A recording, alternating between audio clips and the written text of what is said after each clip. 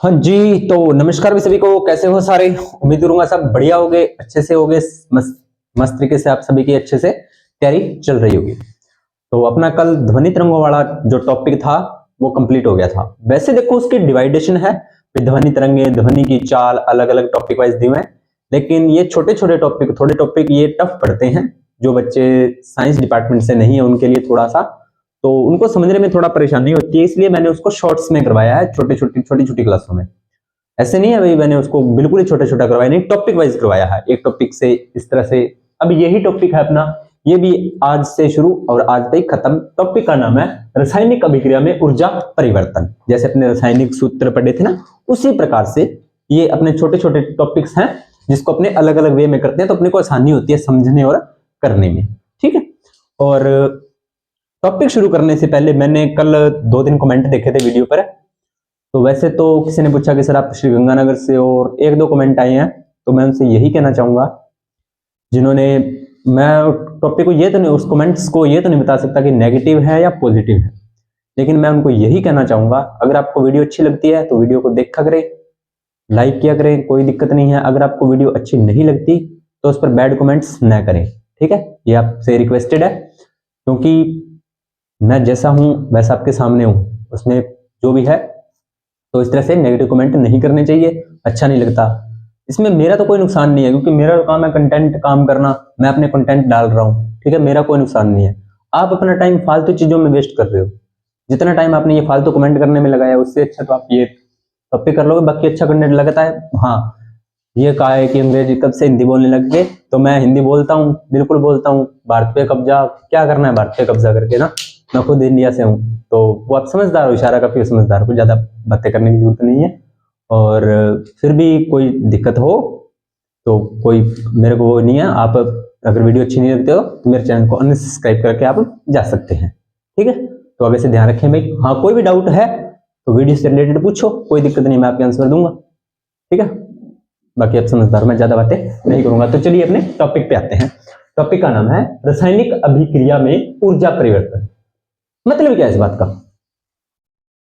मतलब क्या है इस बात का? इस बात का मतलब ये है कि अपने कोई भी केमिकल रिएक्शंस होती हैं, कोई भी केमिकल रिएक्शन है या कोई भी रासायनिक अभिक्रिया है, उसमें या तो ऊर्जा जुड़ेगी और या ऊर्जा निकलेगी, या तो ऊर्जा ऐड होगी और या ही ऊर्जा बाहर निकलेगी। दो ही काम हुए, ऊर्जा जुड़ेगी, ऊर्जा निकलेगी।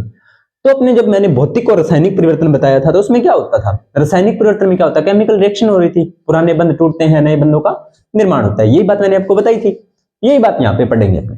ठीक है, तो कोई भी केमिकल रिएक्शन होती है उसमें ऊर्जा परिवर्तन 101% होता है। ये बात इस टॉपिक में अपने पढ़ेंगे। चलिए करते हैं शुरू। अभिक्रिया हमेशा, यहाँ पर रासायनिक अभिक्रिया की बात हो रही है, फिजिकल चेंजेस की कोई बात नहीं है। अभिक्रिया हमेशा ऊर्जा परिवर्तन के साथ होती है। अभिक्रिया कोई भी केमिकल रिएक्शन होगी तो उसमें ऊर्जा का परिवर्तन होगा। ऊर्जा परिवर्तन का मतलब या तो ऊर्जा उसमें ऐड हो जाएगी या उससे ऊर्जा निकल जाएगी, दो ही काम होंगे। ठीक है, तो ऊर्जा परिवर्तन होगा ही होगा, कंफर्म है ये चीज। तो ये बात आपको ध्यान में रखनी है कि अभिक्रिया हमेशा ऊर्जा परिवर्तन के साथ होती है। अब मैं आपको एक चीज बताता हूं, यहां पर जैसे A + B की रिएक्शन करवाते हैं और एरो का निशान, तो अपने पास AB कंपाउंड बन गया, प्रोडक्ट बन गया, सॉरी। तो ये A अभिकारक और ये B क्या है? अभिकारक है या अभिकर्मक है या क्रियाकारक है। और ये आपका AB जो बना हुआ है ये आपका होता है उत्पाद, फाइनल प्रोडक्ट। अब डायरेक्ट ऐसे नहीं बनता, इसके बीच में ये जो एरो का निशान है ना, इसके अंदर सारे काम हो रहे होते हैं। यानी कि पुराने बंध टूटते हैं, नए बंधों का निर्माण होता है, ऊर्जा ऐड हो रही है, ऊर्जा निष्कासित हो रही है, सारे के सारे काम इसमें होते हैं इस तीर के निशान के अंदर। इस चीज को ये प्रेजेंट करता है। उसके बाद में जो फाइनल प्रोडक्ट बनता है वो यहां पर शो किया जाता है। ठीक है, तो अभिकारक क्या होते हैं? अभिकारकों में क्या होता है? यह अधिक स्थायी होते हैं। अभिकारक क्या होते हैं? अधिक स्थायी होते हैं और ये निम्न ऊर्जा स्तर प्राप्त करने वाले होते हैं। ये अपना जो ऊर्जा का स्तर है, जो मैंने आपको ऊर्जा स्तर वाला पिछला जो अपने केमिकल रिएक्शंस वाला टॉपिक करवाया था उसमें बताया था, तो ये निम्न ऊर्जा स्तर को प्राप्त करने का प्रयास करते हैं अभिकारक होते हैं, जिसके कारण रासायनिक अभिक्रिया होती है। जिसके कारण क्या होता है? रासायनिक अभिक्रिया होती है। कह रहा है कि ये अधिक स्थायी होते हैं अपने, और ऊर्जा स्तर को क्या करते हैं? ये निम्न लाने का प्रयास करते हैं, जिससे कि केमिकल रिएक्शंस होती है। जिससे क्या होता है? केमिकल रिएक्शंस होती है, रासायनिक अभिक्रिया होती है। ये बात आपको ध्यान में होनी चाहिए। ठीक है, इसमें छोटे छोटे वर्ड्स ही हैं, ज्यादा उलझने वाली बातें नहीं है, छोटे छोटे वर्ड्स, बस वर्ड्स का खेल है। कई बार क्या होता है बच्चों को वर्ड्स नहीं समझ आते इस शब्द का मतलब क्या है। अगर आपको शब्दों का मतलब पता लग गया ना, कोई परेशानी नहीं होने वाली, कोई भी एक सिंगल परेशानी नहीं होने वाली है। तो यह आपका पहला जो अब कुछ परिभाषाएं हैं वो आपको देखनी है। तो पहला है सक्रिय उत्तेजनशील अवस्था। सक्रिय का मतलब एक्टिवेट और उत्तेजन का मतलब क्या होता है एक्टिवेट। ऐसी कोई अवस्था होती है, अब डायरेक्ट अपने कोई काम करते हैं तो डायरेक्ट सीधा अपने काम नहीं कर पाते। कोई भी अपने किसी भी चीज के अंदर चेंज करना है तो पहले अपने को एक्टिव होना पड़ता है। जैसे सुबह अपने लाइब्रेरी जाते हैं, कोचिंग जाते हैं, पढ़ने के लिए जाते हैं, पढ़ाने के लिए जाते हैं, ऐसे थोड़ी है सीधा उठे और अपने पढ़ाने लग गए, नहीं ना, ऐसा नहीं करते। पहले अपने उठते हैं, मुंह धोते हैं, नहाते हैं, चाय पानी पीते हैं, दिमाग को रिलैक्स करते हैं, मतलब पूरा अपनी बॉडी को एक्टिवेट करते हैं, ठीक है, उसके बाद ही अपने काम करते हैं ना। तो वो ही काम ये कंपाउंड भी करते हैं, आपके अभिकारक भी यही काम करते हैं। कैसे? तो उत्तेजनशील सक्रिय अवस्था किसी रासायनिक अभिक्रिया से पहले, यानी कि कोई भी जो केमिकल रिएक्शन होगी उससे पहले क्या काम होगा, केमिकल रिएक्शन होने से पहले का क्या काम होगा, कह रहा है किसी रासायनिक अभिक्रिया से पहले अभिकारक, जो अभिकारक है वो क्या करते हैं, कुछ अतिरिक्त ऊर्जा का अवशोषण करते हैं, कुछ एक्स्ट्रा एनर्जी का क्या करते हैं, अवशोषण करते हैं। क्यों करते हैं? करके एक उच्च ऊर्जा अवस्था में बदल जाते हैं। अब वही बात ये कह रहा है कि कोई भी कंपाउंड है तो पहले वो रासायनिक अभिक्रिया करने से पहले अपने में चेंज करेगा, अभिकारक से उत्पाद बनाएगा तो पुराने बंध टूटेंगे, नए बंध बनेंगे, तभी तो कंपाउंड बनेगा। तो इससे पहले ये क्या करता है, अभिकारक कुछ अतिरिक्त ऊर्जा का अवशोषण करता है, एक्स्ट्रा एनर्जी अपने पास में एब्जॉर्ब कर लेता है और एक उच्च ऊर्जा अवस्था को प्राप्त कर लेता है। बाद में क्या करेगा, यहां पर अपने क्या पढ़ा है कि यह अभिकारक अधिक स्थायी होते हैं और निम्न ऊर्जा स्तर प्राप्त करने वाले होते हैं। यानी कि उच्च ऊर्जा स्तर होगा तभी तो वो निम्न पे आएंगे ना, उच्च ऊर्जा स्तर होगा तभी तो वो निम्न पे आएंगे। तो यहां पर क्या होता है, अभिकारक जैसे रिएक्शन करने वाले होते हैं, रिएक्शन करने से पहले वो एक्टिवेट होते हैं, उससे पहले ये क्या करते हैं, एक्टिवेट होने के लिए एक ऊर्जा का अवशोषण करते हैं और अतिरिक्त एक्स्ट्रा एनर्जी का अवशोषण कर लेंगे और उसके बाद में क्या करेंगे, एक उच्च ऊर्जा स्तर को वो प्राप्त कर लेंगे, मतलब टॉप पॉइंट पे वो चले जाएंगे। अब ये तो हो गया सक्रियण अवस्था। अब सक्रियण ऊर्जा होती क्या है, सक्रियण ऊर्जा तो वो क्या होती है वो देखिए, अभिकारकों को सामान्य अवस्था से उत्तेजित अवस्था में लाने के लिए जितनी अतिरिक्त ऊर्जा की आवश्यकता होती है, ये देखो यहां पर क्या लिखा है, अतिरिक्त ऊर्जा का अवशोषण, अतिरिक्त ऊर्जा का अवशोषण है। ये जो अतिरिक्त ऊर्जा है ना, ये आपकी सक्रियण ऊर्जा है। पदार्थ क्या करेंगे या कंपाउंड्स या अभिकारक क्या करेंगे, रिएक्शंस करने से पहले एक्टिवेट होंगे, उच्च ऊर्जा स्तर पर जाएंगे, तो उससे पहले वो अतिरिक्त ऊर्जा अवशोषण करेंगे ना, वो अतिरिक्त ऊर्जा ही आपकी क्या होगी, सक्रियण ऊर्जा होगी। तो यहां पर क्या लिखा हुआ है कि अभिकारकों को सामान्य अवस्था, नॉर्मल उनकी अवस्था है, सामान्य अवस्था से वो आएंगे उत्तेजित अवस्था में, क्योंकि रिएक्शंस करने से पहले उनको उत्तेजित अवस्था में आना पड़ेगा, तभी तो वो काम करेंगे, एक्टिवेट अवस्था में आएंगे। उत्तेजित अवस्था में लाने के लिए जितनी अतिरिक्त ऊर्जा की आवश्यकता होती है वह अतिरिक्त ऊष्मा या वह अतिरिक्त ऊर्जा आपकी सक्रियण ऊर्जा होती है। ये बात इस बात पर कंफर्म हो रही है, ठीक है। एक बार फिर बता देता हूं कि सक्रियण अवस्था तो होती है कि पदार्थ क्या करते हैं, एक्टिवेट होने के लिए अतिरिक्त ऊर्जा ग्रहण करते हैं और उच्च ऊर्जा स्तर पर वो चले जाते हैं। अब वो अतिरिक्त ऊर्जा क्या कहलाती है, वो अतिरिक्त ऊर्जा ही आपकी सक्रियण ऊर्जा या सक्रियण ऊष्मा कहलाती है। तो अभिकारकों को सामान्य अवस्था से, अभिकारक जैसे नॉर्मल है, सामान्य अवस्था में बैठे हैं, तो जैसे ही अभिक्रिया करेंगे तो अभिक्रिया करने से पहले वो उत्तेजित अवस्था में आएंगे। उत्तेजित अवस्था में लाने के लिए जितनी अतिरिक्त ऊर्जा की आवश्यकता होगी, कितनी अतिरिक्त ऊर्जा इन्हें चाहिए कि ये एक्टिवेट हो जाए अभिक्रिया करने के लिए, रिएक्शंस करने के लिए, तो वो अतिरिक्त ऊर्जा की क्या कहलाएगी, सक्रियण ऊर्जा कहलाएगी। लो जी, इतनी बात तो आपको समझ में आ गई। अब छोटी मोटी बातें हैं वो जो मैं आपको पहले बता चुका हूं, पर फिर भी बता देता हूं। ऊर्जा जो आपकी रिएक्शंस होती है ना, वो दो प्रकार की होती है ऊष्मा के आधार पर। ऊष्मा के आधार पर दो प्रकार की होती है, ऊष्मा के आधार पर दो प्रकार की होती है। एक होती है आपकी ऊष्मा शेपी, ऊष्मा शेपी, और एक होती है ऊष्मा शोषी, ऊष्मा शोषी। अब देखो ऊष्मा शोषी, शोषी का मतलब ऊष्मा का शोषण करेगी या अवशोषण करेगी, तो इसमें क्या होता है, ऊष्मा का ग्रहण होता है। अभिक्रिया में ऊष्मा लगेगी तभी नया कंपाउंड बनेगा। ऊष्माक्षेपी में क्या होगा, अभिक्रिया होगी और नया जो आपके पास बनेगा पदार्थ, जो नया जो उत्पाद बनेगा उसके साथ ऊर्जा निकलेगी, उसके साथ ऊर्जा निकलेगी। ऊष्माक्षेपी में क्या होता है, ऊर्जा का उत्सर्जन, और ऊष्माशोषी में क्या होता है, ऊर्जा का अवशोषण। चलिए समझते हैं ऊष्माक्षेपी। ऊष्मा का जिस अभिक्रिया में अभी कंपाउंड के साथ ऊष्मा का उत्सर्जन होता है वह अभिक्रिया होती है आपकी ऊष्माक्षेपी। तो देखो प्यारे बच्चों, दो एग्जांपल हैं और आप और भी बहुत से लिख सकते हो जो आपको अच्छे लगते हो। मैंने दो ही लिखे हैं। तो पहला एग्जांपल है, नाइट्रोजन को N2+3H2, यानी कि नाइट्रोजन की अभिक्रिया जब हाइड्रोजन के एक नाइट्रोजन का एक अणु जब हाइड्रोजन के 3 अणुओं से रिएक्शन करता है, ठीक है, तो वह 2 अणु किसके बना लेता है, अमोनिया के बना लेता है, 2NH3। क्या बना लेता है, 2NH3। और NH3 आपको मैंने पिछली क्लास में जब मैंने रासायनिक अभिक्रिया वाला सूत्र बताया था उसमें बताया था NH3 का मतलब अमोनिया होता है, ये अमोनिया का सूत्र होता है। ये बात मैंने आपको पिछली क्लास में बताई थी। इसके साथ साथ ऊर्जा भी निकल रही है, क्योंकि मैंने आपको बताया था ये जो तीर का निशान वाला इधर वाला भाग है ये तो आपके अभिकारक होते हैं और ये आपके क्या होते हैं, उत्पाद। तो उत्पाद के साथ क्या बन रही है, ऊष्मा बन रही है, उत्पाद के साथ ऊष्मा बाहर निकल रही है, तो ये ऊष्माक्षेपी।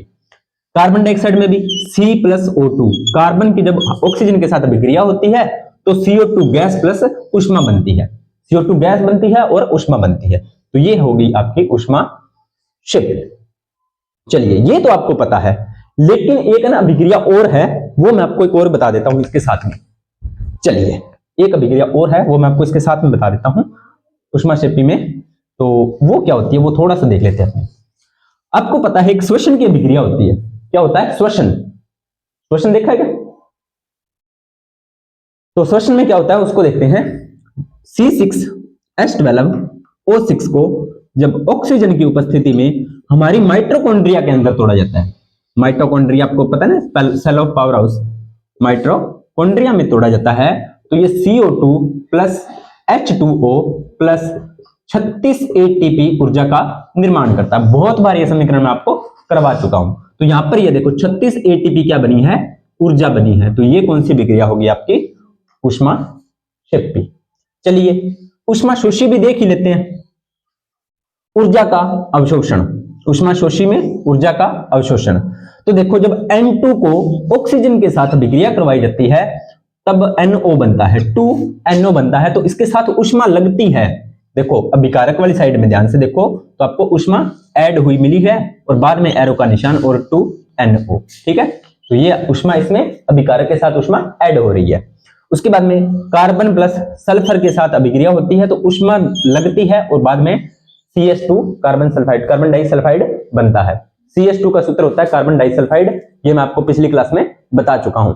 सूत्र वाली क्लास, अगर आपको रासायनिक केमिकल्स आप केमिस्ट्री पढ़ रहे हो तो आप सूत्र वाली क्लास को अच्छे से देख लेना ताकि आपको दिक्कत ना आए, आपको सूत्र बनाने आ जाएंगे इसमें, ठीक है।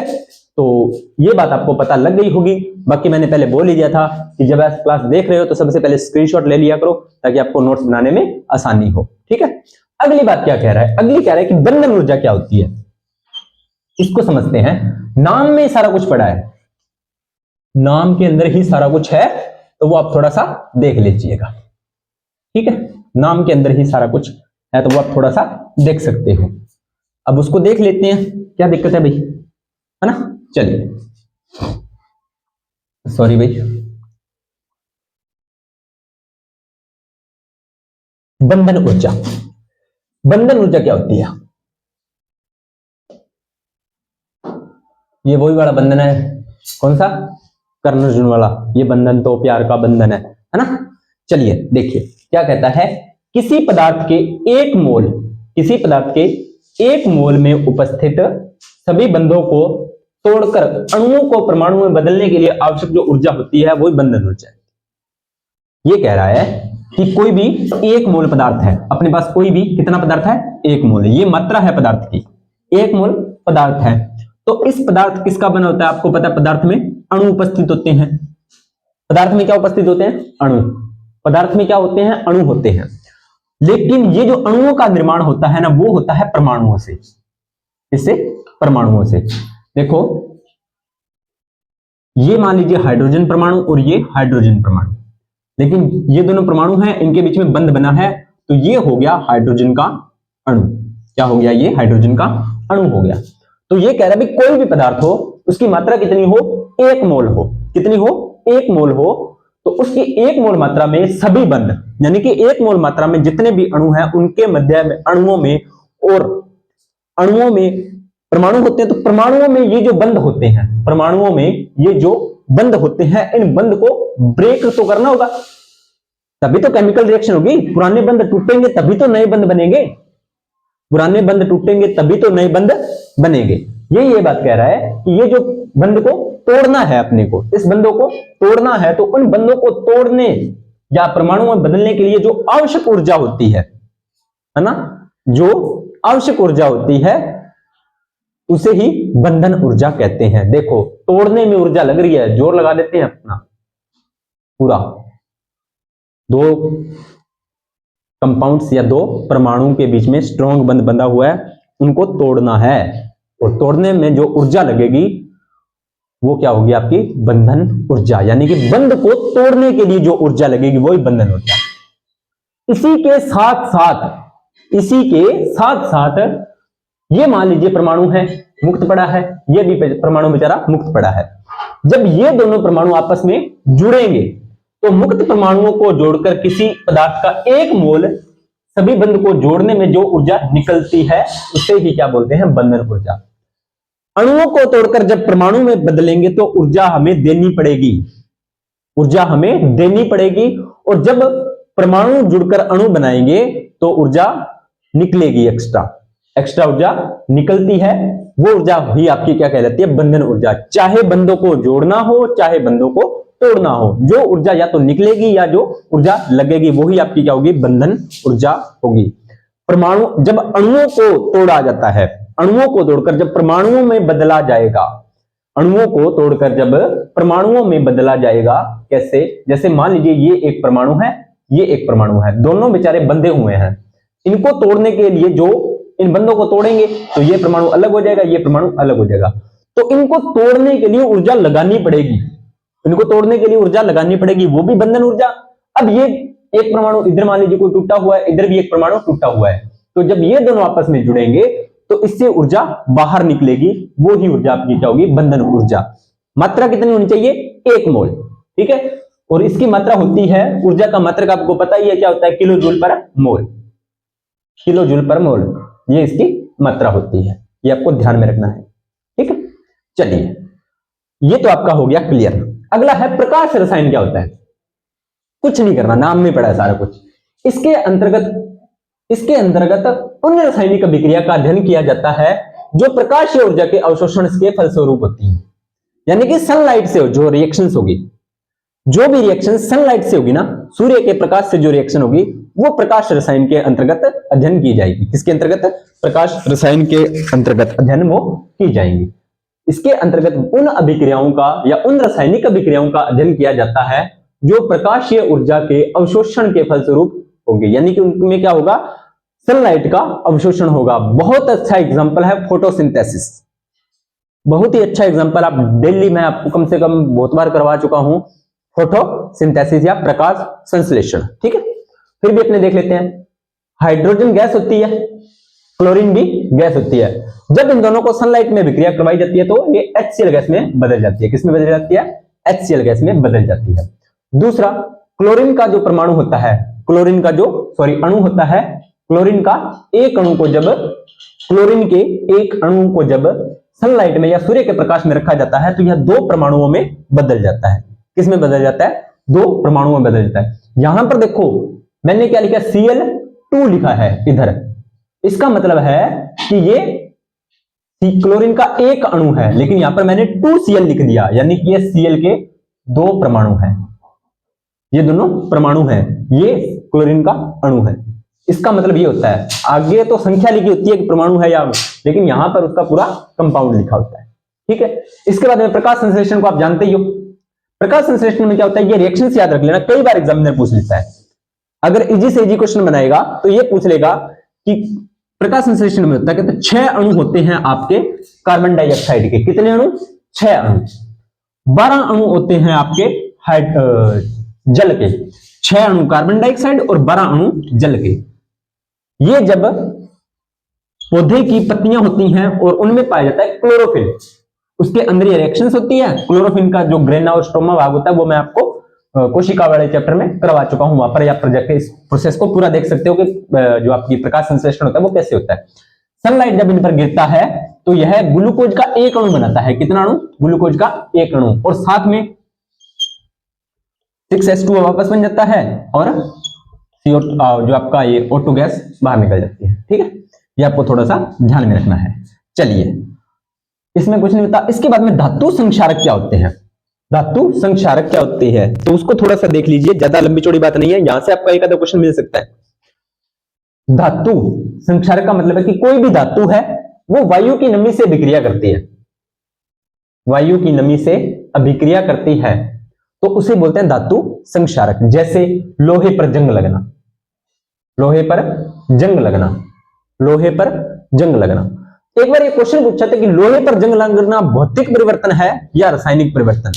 तो इस पर मैंने भौतिक और रासायनिक परिवर्तन पर मैंने फुली डिटेल से एक वीडियो बनाई है, जो मेरी YouTube की पहली वीडियो है, आप जाकर देख सकते हो। उसमें मैंने सारी चीजों को डिटेल से समझाया कि भौतिक परिवर्तन कैसे होता है, रासायनिक परिवर्तन कैसे होता है, क्या क्या शर्तें हैं, वो पूरा मैंने टॉपिक कंप्लीट किया हुआ है एक वन शॉट के अंदर। ठीक है, आप वो जाकर देख सकते हो।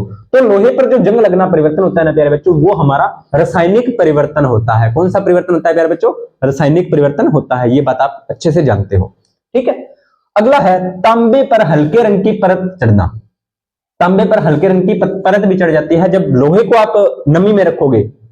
अगर प्रैक्टिकल करना हो तो घर वालों से मार तो खा मत लेना, लेकिन लोहे की कोई चीज हो ना, उसको आप अभी मौसम में, वायुमंडल में आपको पता है नमी है, तो आप रख देना 1-2 दिन, वहां पर आप उस लोहे पर जंग लग जाएगा।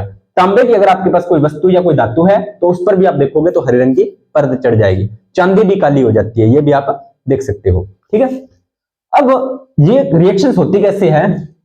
जो लोहे पर जंग लगना पूछ लेता है कई बार, बहुत फेमस रिएक्शन है ये। तो 4 Fe+3 ऑक्सीजन और 3 जल, इनके रिएक्शन करवाते हैं तो 2 कंपाउंड बनते हैं। एक बनता है फेरिक ऑक्साइड और एक फेरिक हाइड्रोक्साइड। ये दोनों, फेरिक ऑक्साइड का मतलब होता है Fe2O3, Fe2O3, और O3 का मतलब मैंने ऑक्साइड बताया ना, तो इधर F2FeOH की था, तो फेरिक हाइड्रोक्साइड। OH का मतलब हाइड्रोक्साइड मैंने आपको बताया हुआ है।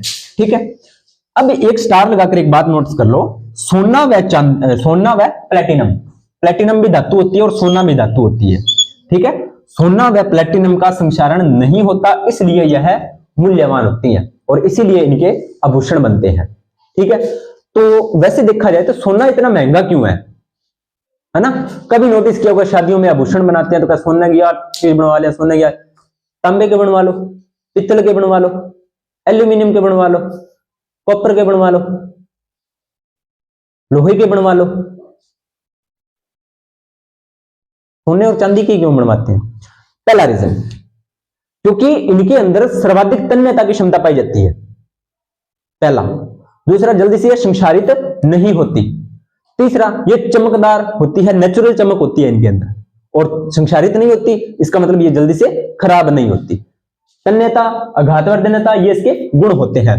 तो सोना व प्लेटिनम का संक्षारण नहीं होता इसी वजह से, यानी कि ये जिस तरह लोहा खराब होता है ना, वैसे सोना और प्लेटिनम खराब नहीं होता, इस वजह से ये मूल्यवान होते हैं और इसी वजह से इनके आभूषण बनते हैं। पूछ सकता है कि सोने के ही आभूषण क्यों बनाए जाते हैं? तो सोने के आभूषण इसलिए बनाए जाते हैं क्योंकि इसके अंदर सर्वाधिक तन्यता, सर्वाधिक आघातवर्धनता और इसके अंदर मतलब चमक, सर्वाधिक नेचुरल चमक, और इनका संक्षारण नहीं होता, इस वजह से सोने के आभूषण बनाए जाते हैं। क्लियर? आज आपका डाउट क्लियर हो गया होगा। उसके बाद में एक छोटा सा नाम है गैल्वेनीकरण। गैल्वेनीकरण, तो ये क्या होता है? लोहे धातु पर जिंक धातु की परत चढ़ा दो तो लोहा खराब नहीं होता। लोहे धातु पर आप जिंक धातु की परत चढ़ा दोगे तो लोहा खराब नहीं होता, यानी कि उसका संक्षारण नहीं होता। ऐसा लोहा गैल्वेनीकृत लोहा कहलाता है। ऐसा लोहा कौन सा कहलाता है? गैल्वेनीकृत लोहा कहलाता है। ये था अपना रासायनिक अभिक्रियाओं में ऊर्जा परिवर्तन वाला टॉपिक। कुछ भी नहीं था, बहुत इजी टॉपिक था, बहुत ही मजेदार टॉपिक था, मुझे तो बहुत अच्छा लगा। कुछ भी ज्यादा इतने, जब इस टॉपिक को मैंने पहली बार देखा, ठीक है, तो मुझे लगा पता नहीं कितना टफ होगा, लेकिन आपके लिए मैंने इसको 2-3 बार रीड किया, तैयार किया, तो चीजें आराम से हो गई। तो आप भी इसको 2-3 बार करोगे तो चीजें आराम से होती जाती है, कोई दिक्कत वाली बात नहीं है। अगला टॉपिक रहेगा अपना बायोलॉजी का। कौन सा? पादप ऊतक। ध्यान देना प्यारे बच्चों, मैं बायोलॉजी को ज्यादा इसलिए फोकस कर रहा हूं क्योंकि मैंने आपको 12th वाली बायोलॉजी करवानी है लैब असिस्टेंट के लिए, इसलिए मैं बायोलॉजी को थोड़ी सी प्रायोरिटी दे रहा हूं, ठीक है। और केमिस्ट्री और फिजिक्स को क्योंकि मैं ये 12th लेवल के आपको नहीं करवा सकता, इसलिए मैं इसको थोड़ा बेसिक और आरामदारी से इसको चलने दे रहा हूं। फिर भी किसी बच्चे को कोई किंतु परंतु हो तो आकर कमेंट सेक्शन में अपना क्वेश्चन छोड़ दे, मैं आपको उसका आंसर दे दूंगा, ठीक है। और फिर भी भाई ध्यान रखें, थोड़ा सा वीडियो को सपोर्ट करें। और एक बार फिर से मैं कहना चाहूंगा, मैं इंडिया से ही हूं और मेरा जो ये फेस कलर है ये बाय बर्थ ऐसा ही है, ठीक है। तो और मुझे इससे कोई गिल्टी फील नहीं होता, मुझे प्राउड फील होता है कि मैं दुनिया से यूनिक हूं, ठीक है। तो मिलते हैं नेक्स्ट वीडियो के अंदर, तब तक आप सभी का धन्यवाद।